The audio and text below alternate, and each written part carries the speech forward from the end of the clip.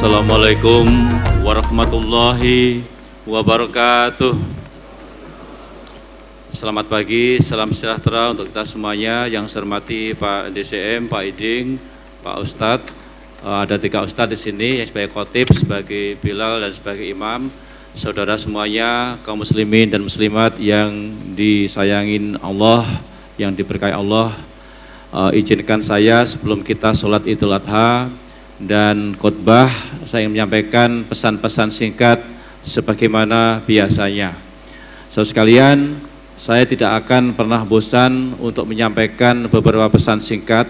Yang pertama, kita bersyukur pada pagi ini kita bisa berkumpul di acara sholat bersama Idul Adha pada pagi ini. Tidak lain karena izin dari Allah SWT.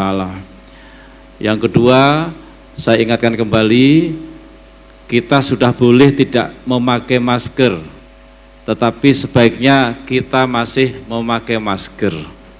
Karena apa? Karena COVID masih ada di sekitar kita. Setiap hari angka positif yang ada di Brunei masih lumayan, demikian juga di negara kita di Indonesia. Saya pun yang sudah 3 kali vaksin, 3 minggu lalu saya pun kena, pertahanan saya jebol. Setelah 2,5 tahun saya bertahan tidak kena, ya akhirnya saya pun jebol. Tapi alhamdulillah, jadi nggak perlu khawatir, sudah sembuh Pak. Tinggal batuk-batuk kecil yang ada di tenggorokan saya. Tapi insya Allah semuanya sehat selalu. Pesan saya tetap jaga kesehatan, karena kita berdekatan tetap menggunakan masker, tetap sering-sering cuci tangan, dan tes temperatur. Ya, saya kira ini saran dari manapun tetap sama. COVID masih di sekitar kita, varian baru masih ada. Ya, itu yang pertama. Yang kedua, tentu saya tidak akan bosan mengingatkan kita semuanya. Ini mumpung kita berkumpul bersama-sama seperti ini. Ya. Yang pertama, saya ingin mengingatkan, tolong paspornya dicek satu-satu. Kita orang asing di sini, kita bekerja di sini, jangan sampai paspornya mati, jangan sampai izin kerjanya mati. Ya, saya ulang, paspor itu adalah dokumen pribadi yang Anda semuanya harus pegang sendiri. Seperti memegang KTP kalau kita di Indonesia. Paspor adalah surat identitas di luar negeri yang harus kita pegang sendiri. Ya, jangan sampai nanti ada operasi polisi, Anda dicek paspornya sudah mansuh. Ya, jangan sampai masuk penjara gara-gara sudah mansuh.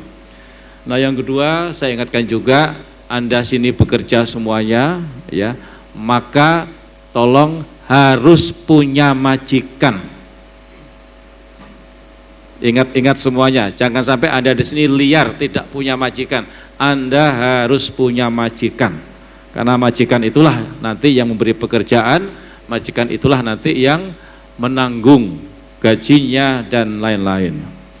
Berikutnya, karena Anda bekerja, saya ingatkan Anda harus punya kontrak kerja. Apa ada yang tidak punya kontrak kerja? Coba dilihat kembali. Anda yang bekerja harus punya kontrak kerja, dan Anda harus paham apa isinya. Pekerjaannya apa, bekerjanya sehari berapa kali, jam berapa, gajinya berapa. Ya, jangan sampai di kontrak ditulis 600 dibayarnya 300. Jangan sampai ditulis 1000 dibayarnya 800, atau bahkan ditulis 600 dibayarnya 300. Ya, ini saya ingatkan betul. Pekerjaannya apa harus sesuai dengan kontrak. Banyak kejadian dipanggil ke Brunei untuk bekerja di restoran, sampai di sini menjadi amah. Di sini bekerja di bengkel, sampai di sini jadi sopir. Ya, dipanggil ke sini jadi sopir, sampai di sini jadi tukang kebun. Ya, jadi kontrak harus Anda ketahui isinya apa. Berikutnya, Anda ingat kembali, kalau belum tahu tanya ke majikan masing-masing, Anda harus punya asuransi kesehatan dan kecelakaan kerja. Cek lagi ya semua ya. Penting tidak itu asuransi? Anda harus punya asuransi dan masih hidup. Jangan nanti mati. Saya ingatkan berkali-kali daftar warga kita yang sudah meninggal tahun ini sudah 12 orang. Innalillahi wa inna ilaihi raji'un. Tahun ini Januari sampai Juni sudah tercatat 12 orang meninggal. 3 diantaranya karena COVID. Ya, yang lain sakitnya sakit orang kaya semua. Jantung, kolesterol tinggi, ya, stroke, gula tinggi. Karena apa? Makannya memang enak-enak di Brunei, jadi tidak ingat bahwa makanan kalau tidak hati-hati menjadi penyakit. Jadi asuransi tolong dicek masing-masing. Di rumah sakit Ripas, ya, tidak pernah sepi orang Indonesia sakit. Tidak pernah sepi orang Indonesia sakit tidak punya majikan. Sering terjadi sakit tidak tahu siapa yang bayar. Ya, KBRI bukan juru bayar. Jadi kalau Anda sudah punya asuransi pasti semuanya tenang. Tinggal sakit ya ke rumah sakit saja. Mudah-mudahan tidak sakit. Ya, jadi ini penting. Kendati saya setiap kali kemana-mana, setiap kali acara saya ingatkan berkali-kali. Hati-hati ya, hati-hati ya. Ternyata banyak pelanggaran-pelanggaran masih terjadi. Penjara di Brunei isinya masih 34 orang Indonesia di penjara. Sudah turun dari sebelumnya 44 orang. Tetapi masih banyak yang di penjara karena satu, overstayer. Itu tadi yang pertama, sudah mati paspornya atau izin kerjanya mati. Ya. 2, macam-macam. Saya tidak ingin terulang, saya tidak ingin di sini ada untuk apa kita sholat, maling, merampok, malu-malukan bangsa Indonesia ya, jangan sampai ada. Kemarin saya memulangkan satu orang saudara kita yang sudah keluar dari majikannya, kemudian berkebun, kemudian terlibat kegiatan lain yang tidak benar. Badannya sudah kurus, kering, akhirnya kita amankan di sini, kemudian sakitnya semakin parah, kita kirim ke rumah sakit Ripas. Tidak tahu siapa majikannya, tidak tahu siapa asuransinya, tidak ada yang bayar, tagihannya $6.000. Jadi KBRI mengalami banyak sekali orang kita yang di rumah sakit tidak punya majikan, tidak punya asuransi, tidak punya uang untuk membayar. Jadi kita pusing lagi. Jadi saya minta yang di sini, pertama yang tadi nomor 1, sehatlah semuanya, jangan sampai sakit. Kedua, ancang-ancangnya asuransi harus ada. Sehingga kalau ada apa-apa, insya Allah semuanya aman. Ya, berikutnya yang saya mau pesankan adalah, ya, saat ini di shelter ini tinggal 34 orang yang ada di shelter, dibanding tahun 2018 jumlahnya sampai 290 orang. Yang kita tangani semakin sedikit, bukan berarti tidak ada atau berkurang. Yang ada, yang mengeluh, yang mengadu masih ratusan orang. Tetapi KBRI senantiasa menyelesaikan dengan cepat semua masalah. Kita tidak ingin ini penuh, kita tidak ingin penjara di Brunei tambah orang Indonesia, ya, dengan cara kita kerja keras. Dan saya minta kerjasama Anda semuanya, warga kita yang di sini, jaga nama baik Indonesia, ikuti peraturan yang ada, jangan sampai melanggar peraturan apapun.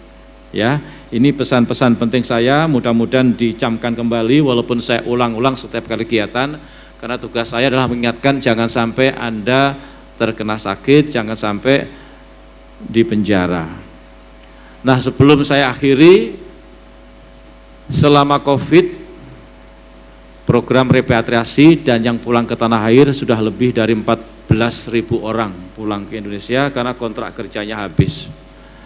Tetapi dengan fleksibilitas baru di Brunei, yang sudah datang juga sudah semakin banyak.